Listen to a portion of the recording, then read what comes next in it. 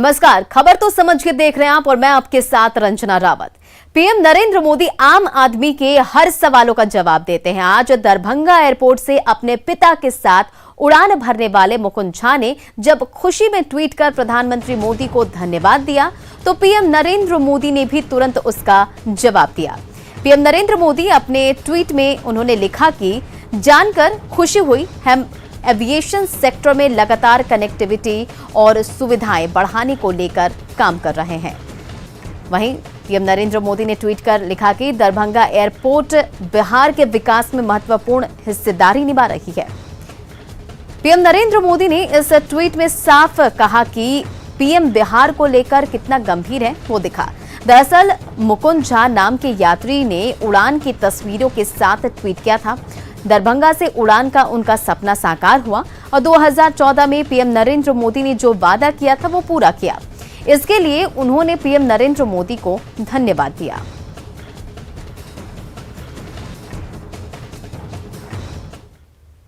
अब खबर तो समझिए, प्रधानमंत्री नरेंद्र मोदी ने जो वादा किया था वो पूरा किया। दरभंगा में लंबे समय से थी एयरपोर्ट की मांग, तो पीएम नरेंद्र मोदी ने जो वादा किया उसे पूरा किया और दरभंगा में लंबे समय से एयरपोर्ट की मांग थी और अब सुचारू रूप से उड़ान चालू है। मिथिलांचल के लोगों को इसका फायदा मिल रहा है। पीएम नरेंद्र मोदी ने ये बात कह चुके हैं कि जिसका शिलान्यास कीजिए उसका उद्घाटन कीजिए। दरभंगा में प्रधानमंत्री नरेंद्र मोदी ने ये कर दिखाया। चलिए बढ़ते अपनी अगली खबर की ओर और बात अब धर्मांतरण की। बिहार में कमजोर तबके और कम पढ़े लिखे लोगों के धर्मांतरण का मुद्दा गर्माता जा रहा है। गया में पिछले 10 दिनों में 2 बार सैकड़ों लोगों के धर्मांतरण का मामला सामने आया। इस पर सियासी बहस तब छिड़ गई जब पूर्व सीएम जीतन राम मांझी ने इसके लिए धर्म के भीतर भेदभाव का धर्मांतरण का प्रमुख कारण बता दिया। पूरी रिपोर्ट देखिए।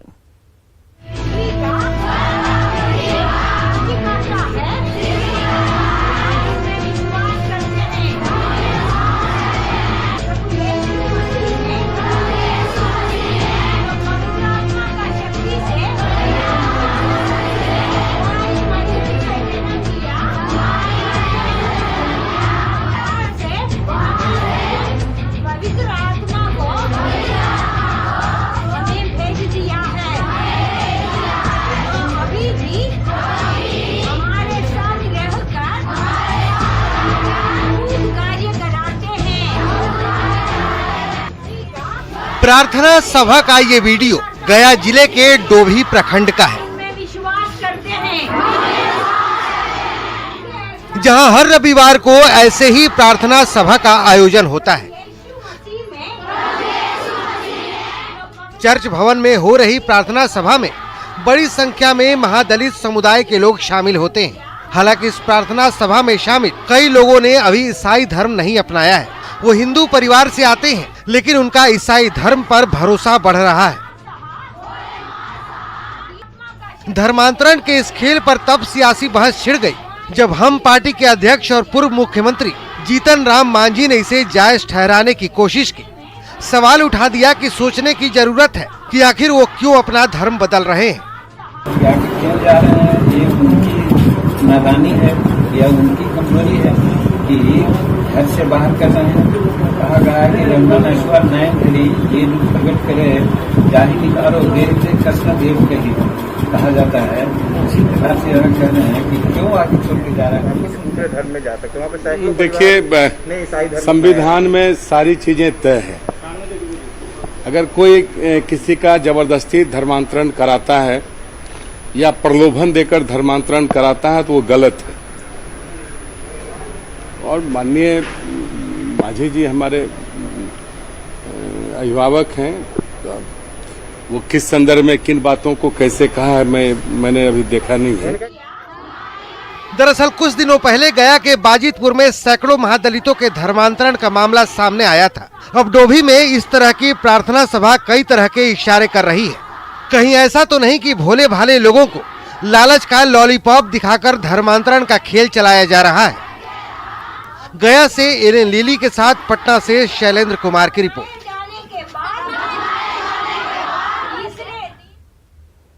खबर तो समझिए, दरअसल धर्मांतरण का जो मुद्दा है वो अब गर्माता जा रहा है और अब इस पर सियासी भी छिड़ गई है।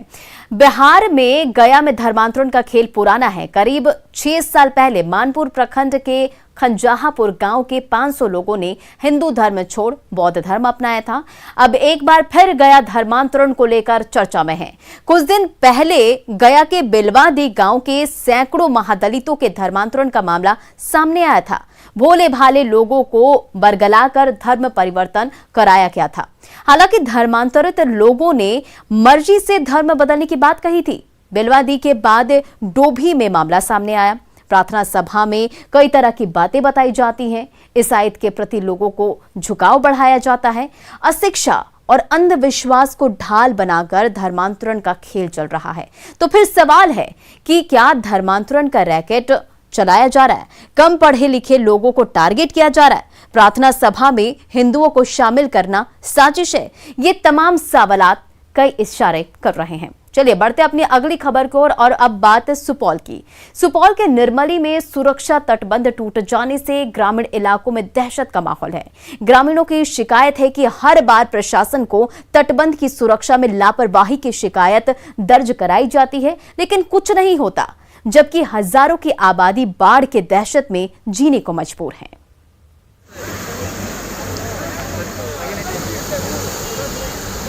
बाढ़ के पानी का रौद्र रूप देख लीजिए, परेशान ग्रामीणों की तस्वीर देख लीजिए और समझिए कि बाढ़ से हालात किस तरह भयावह होते जा रहे हैं। ये तस्वीरें हैं सुपौल के निर्मली प्रखंड के सिकरहट्टा गांव के पास मौजूद सुरक्षा बांध की, जो गुरुवार की रात टूट चुका है। निचला इलाका होने की वजह से देखते ही देखते कई गांव के घरों में पानी घुस आया। पहले से ही दहशत में जी रहे लोग घर छोड़ ऊंची जगहों पर शरण लेने को मजबूर हैं। साथ ही प्रशासन की उदासीनता को लेकर आक्रोश भी देखा जा रहा है। तो सारे मधुबनी तक तबाही पड़ेगा। ये निर्मली प्रखंड जो है यहाँ से 60 किलोमीटर है, 40 किलोमीटर निर्मली तक तबाह करेगा। जो प्रशासन आवे हम लोग से काम करावे, हम गरीब को जान बचावे। एक जिला की बात नहीं है, कई जिले की बात है, एक पंचायत की बात नहीं है, कई पंचायतों की बात है।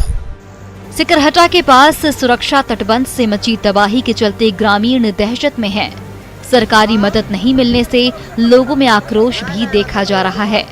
लोगों की शिकायत ये है कि आफत की इस घड़ी में भी प्रशासनिक अमला उनकी सुध नहीं ले रहा। और से पानी घर में ढुकल से खाए पिए के व्यवस्था नहीं, सरकार कोनो व्यवस्था नहीं करे छे, कुछ नहीं। कखन से पानी घुसले है? रात इस साल सुपौल के इन इलाकों में ऐसे ही बाढ़ के तांडव से लोग परेशान होते हैं और गांव के गांव यूं ही परेशानी झेलने को मजबूर होते हैं।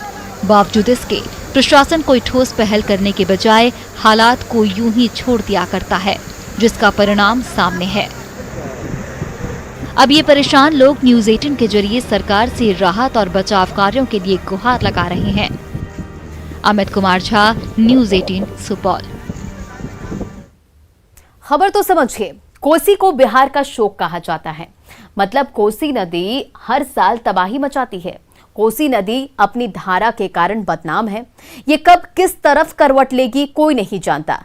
इस बार भी इसकी उफनती धारा के कारण लोगों में दहशत का माहौल है। पूरा बिहार पानी पानी है। हर तरफ लोगों की परेशानी बढ़ी हुई है। दरअसल कोसी हिमालय से निकलने वाली कोसी नेपाल के पहाड़ी इलाकों से भारी मात्रा में सिल्ट लेकर आती है।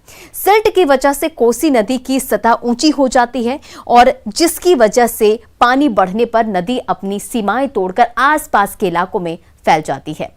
और अब बात करते हैं कोरोना से खतरे की। कोरोना के खतरे और तीसरी लहर की आशंका के बीच मुजफ्फरपुर और आसपास के इलाकों में एक बार फिर एईएस का केस बढ़ता जा रहा है। आमतौर पर जून के बाद इस इलाके में एईएस के मामलों में कमी आती है, लेकिन इस बार जुलाई महीने में भी केस बढ़ रहे हैं और एसकेएमसीएच में भर्ती सकरा की 7 साल की एक बच्ची की मौत हो गई, जिससे इस साल एईएस से मरने वालों की संख्या बढ़कर 11 हो गई है।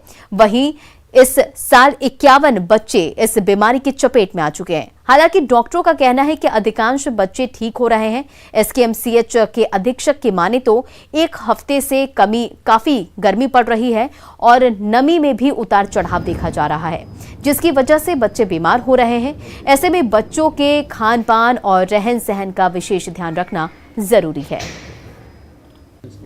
निश्चित रूप से कि बच्चों को जैसा एसओपी में कहा गया है कि उसको एटलीस्ट भूखे पेट नहीं सोने दें, क्योंकि मैक्सिमम हम लोग देखे हैं कि हाइपोग्लाइसीमिया एक कांस्टेंट फाइंडिंग है।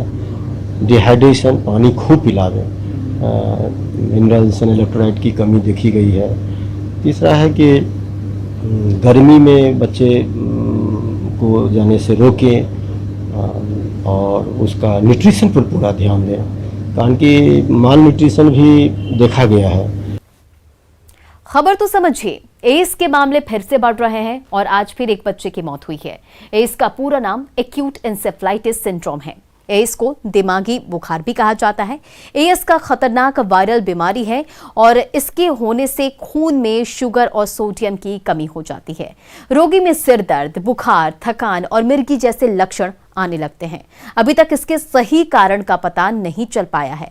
समय पर इलाज नहीं होने से बच्चों की मौत भी हो जाती है और 2019 में एईएस से 150 बच्चों की मौत हो गई थी। चलिए बढ़ते अपनी अगली खबर की ओर। अब बात रांची की। रांची में फर्जी आईएएस का मामला सामने आया है। युवती को पुलिस ने गिरफ्तार कर लिया है। क्या है पूरा मामला, देखिए इस रिपोर्ट में। गेट पर आईएएस का बोर्ड,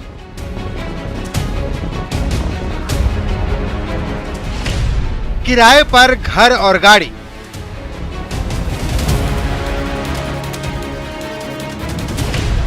पुलिस गिरफ्त में फर्जी आईएएस। राजधानी रांची में फर्जी आईएएस का मामला सामने आया है। पुलिस ने अपने आप को आईएएस अधिकारी बताने वाली युवती को गिरफ्तार कर लिया है। मध्य प्रदेश के एमपी के रहने वाली मोनिका को उसके माता पिता ने यूपीएससी की तैयारी के लिए दिल्ली भेजा था, लेकिन उसने बिना मेहनत के ही अपने सपने को साकार करने के लिए फरेब का सहारा लिया। मोनिका ने रांची के अशोकनगर इलाके में किराए पर घर लिया। घर के दरवाजे पर आईएएस का बोर्ड भी लगा रखा था। यही नहीं, रौब दिखाने को लेकर किराए पर गाड़ी और प्राइवेट बॉडीगार्ड भी रखा था। हालांकि पुलिस तफ्तीश में उसका झूठ अब सबके सामने आ चुका है और गोड़ा पुलिस ने उसे गिरफ्तार कर लिया है। साथ ही उसके खिलाफ केस भी दर्ज किया है।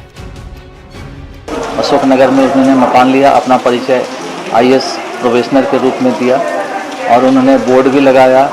घर में उन्होंने लेटर पैड भी इस आशय का बनाया और जो गाड़ी जो हायर करती थी, परचेज करती थी डेली वेजेस पर, उस पर भी यह बोर्ड लगाती थी।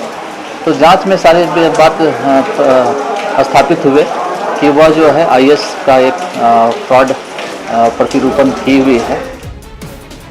हालांकि अब तक की जांच में मोनिका के खिलाफ किसी के साथ कोई फ्रॉड की बात सामने नहीं आई है, लेकिन उसका आईएएस बनने का ढोंग रचना भी अपराध की ही श्रेणी में आता है। अब तक के जांच में कोई बहुत आपराधिक जो है कोई अपराध करने की ऐसी कोई योजना के बारे में तो पता नहीं चला है। हालांकि हम लोग अभी जांच कर रहे हैं, लेकिन मोनिका जो है एक लोक सेवक का प्रतिरूपण की है। उसने जो है जालसाजी करते हुए आईएएस का बोर्ड लगाई है, तो इस पे प्राथमिकी दर्ज कर इसको न्यायिक हिरासत में भेजा जा रहा है। जानकारी के मुताबिक मोनिका अपने परिवार वालों को ये जताना चाहती थी कि वो आईएएस बन चुकी है। इसी वजह से उसने फर्जी आईएएस बनने की कहानी रची थी, लेकिन उसके फर्जीवाड़े ने न सिर्फ उसे जेल की सलाखों के पीछे पहुंचा दिया, बल्कि परिवार के सपनों को भी चूर चूर कर दिया। न्यूज़ 18 के लिए रांची से संवाददाता ओम प्रकाश की रिपोर्ट। खबर तो समझिए, असफलता का मतलब ये नहीं है कि गलत रास्ता अपनाया जाए। जिंदगी में कई और ऐसे रास्ते हैं जिन्हें अपनाना चाहिए। झूठ के सहारे किया गया काम टिकाऊ नहीं होता। झूठ का पर्दाफाश एक न एक दिन जरूर होता है, जैसा कि उस लड़की के साथ हुआ। आरोपी लड़की कानूनी पचड़े में फंस चुकी है। अब पुलिस ने आरोपी लड़की को गिरफ्तार कर लिया है। हालांकि आरोपी ने किसी के साथ धोखाधड़ी नहीं किया है, मतलब लड़की की मंशा सिर्फ पावर और ग्लैमर की थी। चलिए बढ़ते अपनी अगली खबर की ओर। कोरोना की वजह से 1 साल के लंबे इंतजार के बाद एक बार फिर खेल शुरू हो चुका है। ये खेल है ओलंपिक का, जिसका आगाज जापान के टोक्यो में हुआ।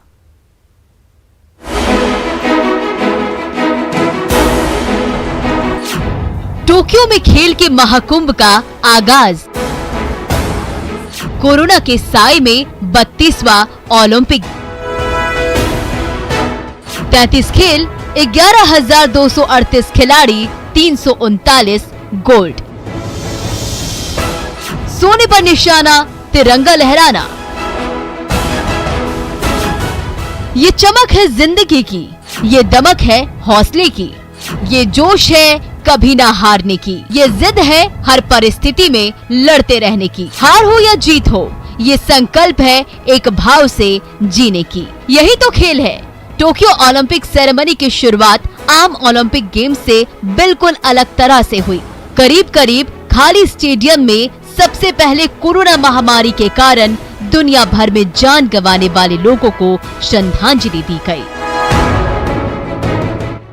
इस बार थोड़ा बदलाव जरूर हुआ है, लेकिन उत्साह पर कोई फर्क नहीं पड़ा है। कोरोना की वजह से कई नियमों को बदल दिया गया है। आमतौर पर ओपनिंग सेरेमनी और सभी देशों के खिलाड़ियों का मार्च पास्ट ओलंपिक गेम्स के मुख्य आकर्षण में से एक होते हैं, लेकिन इस बार कोरोना की वजह से सिर्फ 1000 खिलाड़ी और अधिकारी ही इस कार्यक्रम में भाग ले सके। खिलाड़ियों के मार्च पास्ट में भारतीय दल 21वें नंबर पर आया। भारतीय दल के मार्च पास्ट में 18 खिलाड़ियों और अधिकारियों सहित कुल 25 सदस्य शामिल हुए। इंडियन हॉकी टीम के कप्तान मनप्रीत सिंह और बॉक्सर मेरी कॉम ने टोक्यो में तिरंगा थामा, तो वहीं खेल मंत्री अनुराग ठाकुर अपने दल का मनोबल बढ़ाते दिखे। प्रधानमंत्री नरेंद्र मोदी ने भारतीय एथलीटों को एक बार फिर बधाई दी है। उन्होंने ओपनिंग सेरेमनी को देखते हुए लाइव तस्वीर ट्वीट की है, जिसमें उन्होंने ताली बजाकर हौसला अफजाई किया और लिखा, आइए हम सभी एक साथ मिलकर भारतीय टीम के लिए चीयर करते हैं। टोक्यो ओलंपिक 2020 के लिए हम अपने सभी डायनेमिक खिलाड़ियों को बहुत सारी शुभकामनाएं देते हैं।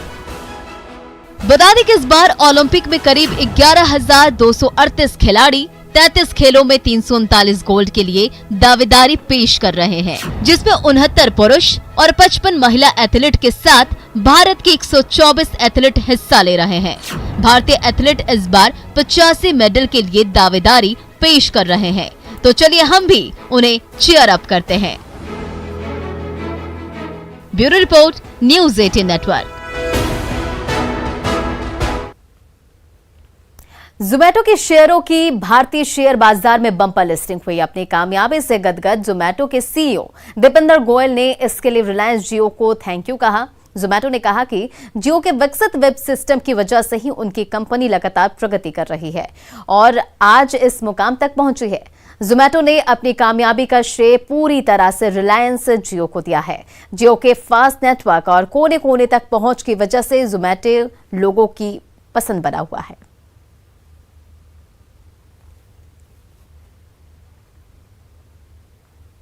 और फिलहाल इस बुलेटिन में इतना ही। बने रहे न्यूज़ 18 बिहार झारखंड के साथ।